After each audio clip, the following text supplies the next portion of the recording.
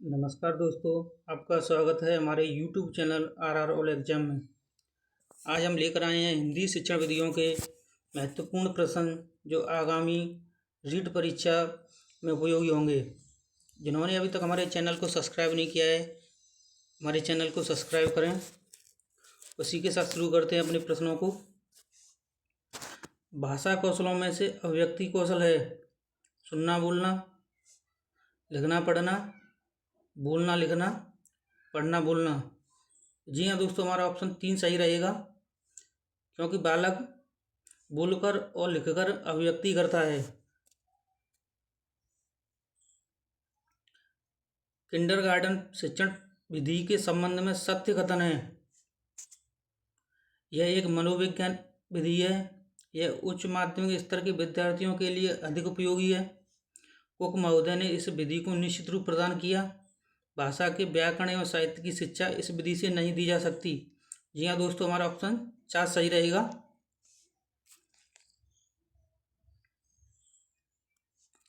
सर्वप्रथम सरल तथा समान आकृति के वर्णों को लिखवाना प्रारंभ कराएं। उल्लेखित बात किस स्तर के विद्यार्थियों हेतु कही गई है? प्राथमिक स्तर, उच्च माध्यमिक स्तर, माध्यमिक स्तर, उच्च माध्यमिक स्तर। जी हाँ दोस्तों, ऑप्शन 1 सही रहेगा हमारा, प्राथमिक स्तर। बेसिक शिक्षा प्रणाली में भाषा की शिक्षा निम्नलिखित में से किस माध्यम में दी जा सकती है? केवल किताबी ज्ञान से, सामाजिक पर्यावरण से, प्रगति सूचक लेखा चित्र से, इनमें से कोई नहीं। जी हाँ दोस्तों, ऑप्शन 2 सही रहेगा, सामाजिक पर्यावरण से। अनुलेख किस भाषा कौशल से संबंधित है? श्रवण से, वाचन से, लेखन से, वादन से। दोस्तों ऑप्शन 3 सही रहेगा, लेखन। इनमें से कौन सा परिवीक्षित अध्ययन उपागम का सोपान नहीं है? अध्ययन कार्य का आवंटन, अध्ययन हेतु निर्देश, विद्यार्थियों द्वारा स्वाध्याय एवं शिक्षक द्वारा मार्गदर्शन, कलात्मक प्रायोजना। जी हाँ दोस्तों, ऑप्शन 4 सही रहेगा, कलात्मक प्रायोजना। लिंगवा फोन रिकॉर्ड प्लेयर किस प्रकार की अधिगम सामग्री है? प्रक्षेपण, दृश्य सामग्री, दृश्य श्रव्य सामग्री, श्रव्य सामग्री। जी हाँ दोस्तों, ऑप्शन 4 सही रहेगा, श्रव्य सामग्री।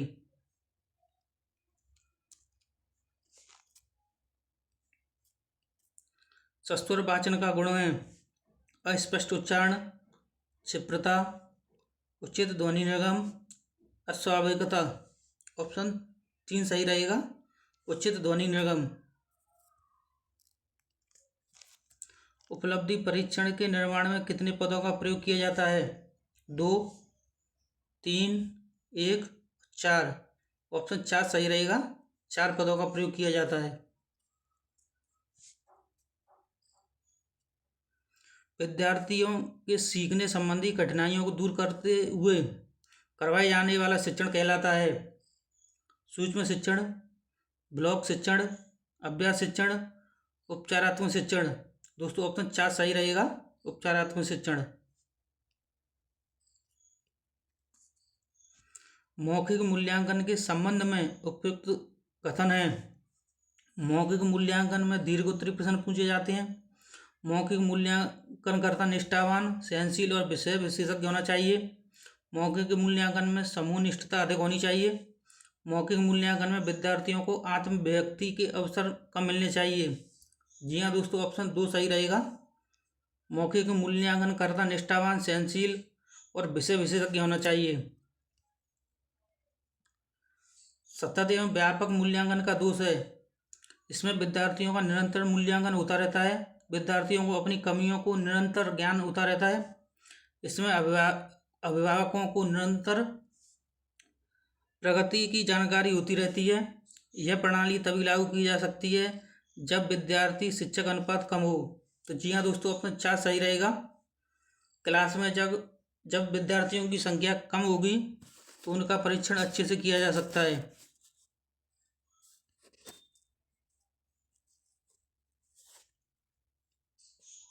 भाषा प्रयोगशाला के अनुभाग में सम्मिलित नहीं है। परामर्श कक्ष, श्रवण कक्ष, नियंत्रण कक्ष, और विश्राम कक्ष। ऑप्शन 4 सही रहेगा, विश्राम कक्ष। मूल्यांकन उद्देश्यों की प्राप्ति की सीमा का निर्णय करने की प्रक्रिया है। मूल्यांकन की यह परिभाषा किसकी है? माइकलिस की, सीसी रॉय, ब्लूम और राइट स्टोन। तो जी हाँ दोस्तों, ऑप्शन 1 सही रहेगा, माइकलिस। ध्वनि, शब्द एवं वाक्य रचना का ज्ञान देना हिंदी शिक्षण का कौन सा उद्देश्य है? कौशलात्मक उद्देश्य, सृजनात्मक उद्देश्य, रसात्मक उद्देश्य, ज्ञानात्मक उद्देश्य। ऑप्शन 4 सही रहेगा, ज्ञानात्मक उद्देश्य।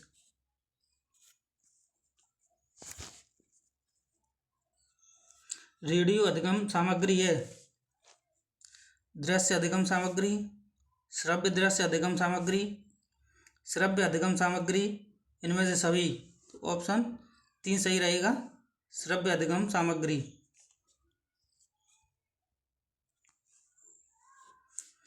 निम्नलिखित में से कौन सा बोलने की योग्यता है? शुद्ध वर्तनी, सुलेख, श्रुतलेख और आशु भाषण।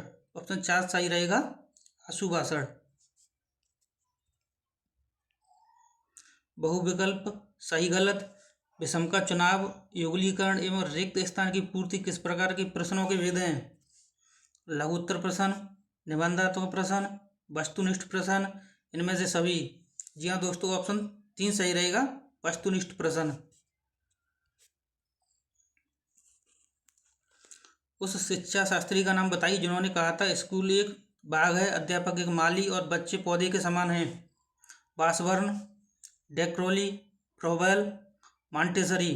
जी हाँ दोस्तों, ऑप्शन 3 सही रहेगा, फ्रोबेल। फ्रोबेल ने कहा था स्कूल एक बाग है, अध्यापक एक माली है और बच्चे पौधे के समान हैं। शिक्षक श्यामपट्ट कॉपी या स्लेट पर अक्षरों को लिख देता है और छात्रों को कहता है इन अक्षरों को देखकर उनके नीचे स्वयं उसी प्रकार अक्षर बनाए। यह विधि है पेस्टालॉजी विधि, अनुकरण विधि, मॉन्टेसरी विधि, जैकोटॉट विधि। जी हाँ दोस्तों, ऑप्शन 2 सही रहेगा, अनुकरण विधि। इसमें छात्र श्यामपट्ट पर लिखे गए वर्णों को ज्यों की त्यों नकल करता है। राष्ट्रपिता महात्मा गांधी द्वारा प्रवर्तित बेसिक शिक्षा का एक प्रमुख सिद्धांत है व्यक्तिगत भिन्नता पर बल देना, कक्षा के स्थान पर प्रयोगशाला में शिक्षा देना, मातृभाषा के माध्यम से शिक्षा देना, खेल के माध्यम से शिक्षा देना। हमारे यहाँ ऑप्शन 3 सही रहेगा, मातृभाषा के माध्यम से शिक्षा प्रदान करना। भाषा शिक्षण में उपयोगी श्रव्य दृश्य साधन है रेडियो, अभिनय, श्यामपट्ट, पोस्टर। दोस्तों ऑप्शन 2 सही रहेगा, अभिनय।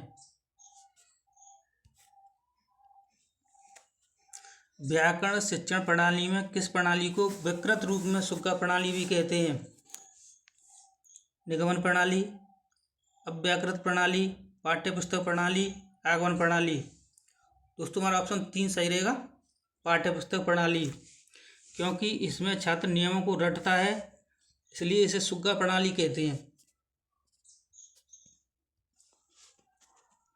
पाठ्य पुस्तकों के उद्देश्य के अंतर्गत पाठ्यपुस्तकें शिक्षा या बालकों के लिए साध्य नहीं वरन साधन है। पुस्तकें शिक्षक एवं शिक्षार्थियों के लिए साध्य हैं, अध्यापक हेतु साध्य एवं साधन है, साधन कम साध्य अधिक हैं। दोस्तों ऑप्शन 1 सही रहेगा, पाठ्यपुस्तकें एक साधन होती हैं। अगला क्वेश्चन देखिए, शिक्षण अधिगम पद्धति में प्रोजेक्ट पद्धति के व्यापक प्रयोगकर्ता कौन है? ड्यूवी और किलपैट्रिक, स्टीवेंसन और रिचर्ड्स, कुमारी हेलन पारकास्ट, कार्लटन, वासवर्न। जी हाँ दोस्तों, ऑप्शन 1 सही रहेगा हमारा, जॉन ड्यूवी और किलपैट्रिक। प्रायोजना विधि का विचार सर्वप्रथम जॉन ड्यूवी ने दिया तथा इस विधि को व्यापक रूप किलपैट्रिक के द्वारा दिया गया। शिक्षक को बालक की रुचि का सदैव ध्यान रखना चाहिए। जब बालक की रुचि पढ़ने की ओर नहीं हो तो उसे पढ़ाना नहीं चाहिए, इससे उसके विचारों में बाधा पहुंचती है। पाठ पढ़ाने से पूर्व उन्हें बालकों में रुचि पैदा करनी चाहिए। उपयुक्त कथन भाषाई कौशलों में किसका है?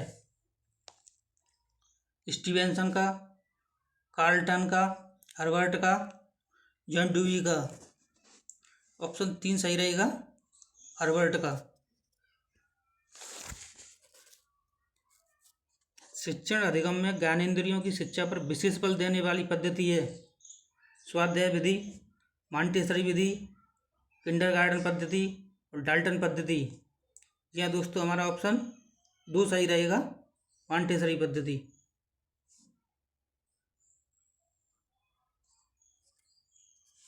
आजकल विद्यालय में प्रयुक्त प्रोजेक्टर की व्यवस्था स्मार्ट कक्षा शिक्षण में सहायक है।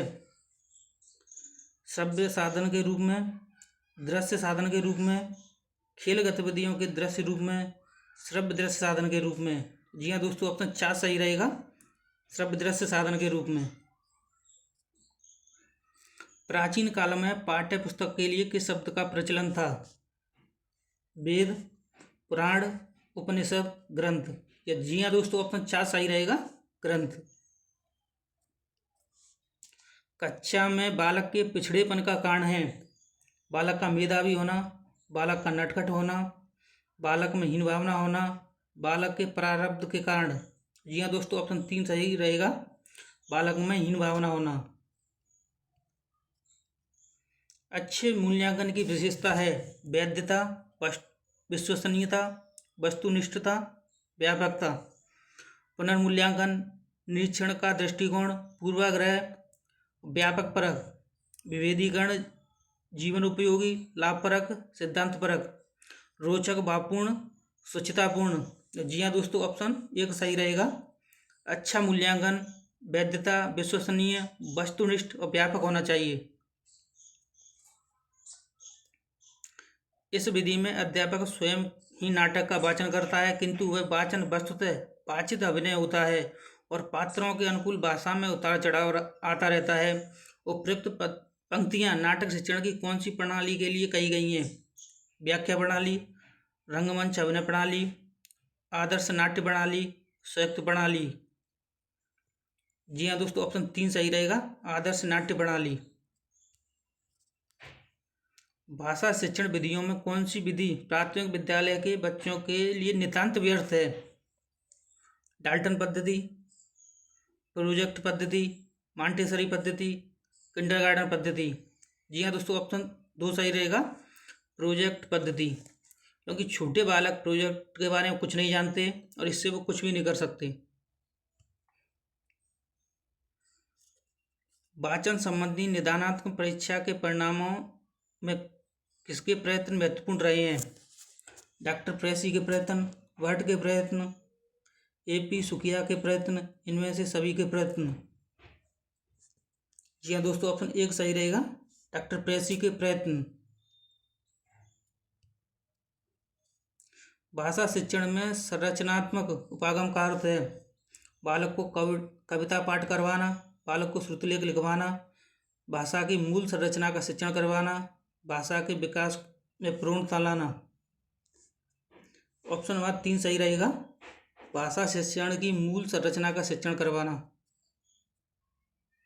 इनमें से अशुद्ध वर्तनी का कारण है लिपि का पूर्ण ज्ञान, लेखन में सावधानी, शुद्ध उच्चारण, व्याकरण का अधूरा ज्ञान।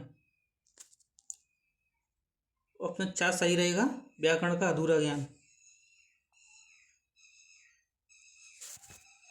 वाचन की निदानात्मक परीक्षा में यांत्रिक यथार्थता को मापने के लिए बेलार्ड की परीक्षा में कितने सामान्य शब्द हैं जिनको पढ़ने के लिए 1 मिनट का समय निर्धारित किया गया है? 158, 100, 200, 50। ऑप्शन 1 सही रहेगा, 158। संरचनात्मक उपागम में शिक्षण में F.G. फ्रेंच ने 3 सिद्धांत दिए हैं, ये क्रमशः हैं। ऑप्शन 1 सही रहेगा, वाचन पर बल देना, भाषाई आदतों का विकास करना, छात्रों की क्रियाशीलता।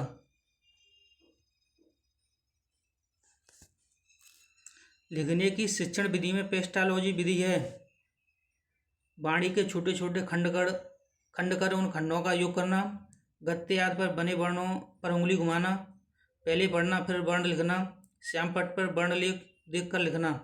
जी हाँ दोस्तों, ऑप्शन 1 सही रहेगा, वाणी के छोटे छोटे खंड कर उन खंडों का योग करना। हर्बर्ट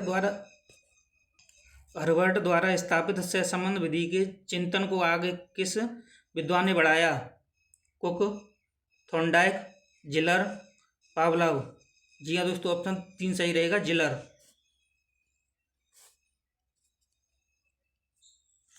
इनमें से द्रुत वाचन किसका प्रकार है? सस्वर वाचन का, अनुकरण वाचन का, सामूहिक वाचन का, मौन वाचन का। ऑप्शन 4 सही रहेगा, मौन वाचन का।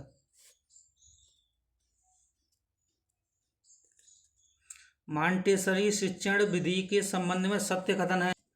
मॉन्टेसरी फ्रांस की शिक्षा शास्त्री थी। मॉन्टेसरी प्रणाली को 5 भागों में विभाजित किया गया है। मॉन्टेसरी फ्रूगल के विचारधारा से अप्रभावित थी। मॉन्टेसरी विधि में पढ़ने से पहले लिखना सिखाया जाता है। जी हाँ दोस्तों, ऑप्शन 4 सही रहेगा।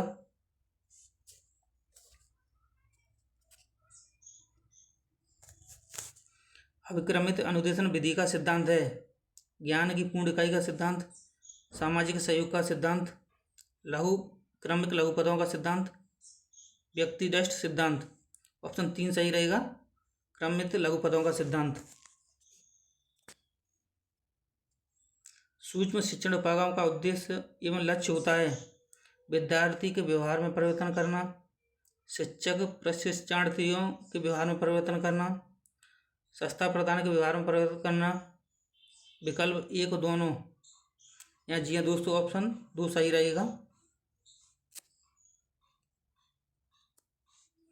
भाषा शिक्षण में पाठ्यपुस्तक है साध्य, साधन, विकल्प 1 और 2 दोनों, इनमें से कोई नहीं। ऑप्शन 2 सही रहेगा, साधन। मूल्यांकन के पक्ष में सम्मिलित है मात्रात्मक पक्ष, संरचनात्मक पक्ष, ज्ञानात्मक पक्ष, अप्रेरणात्मक पक्ष। ऑप्शन 3 सही रहेगा, ज्ञानात्मक पक्ष। उपचारात्मक शिक्षण कितने प्रकार का होता है? 4, 3, 2, 1। ऑप्शन 3 सही रहेगा। उपचारात्मक शिक्षण 2 प्रकार का होता है, व्यक्तिगत और सामूहिक।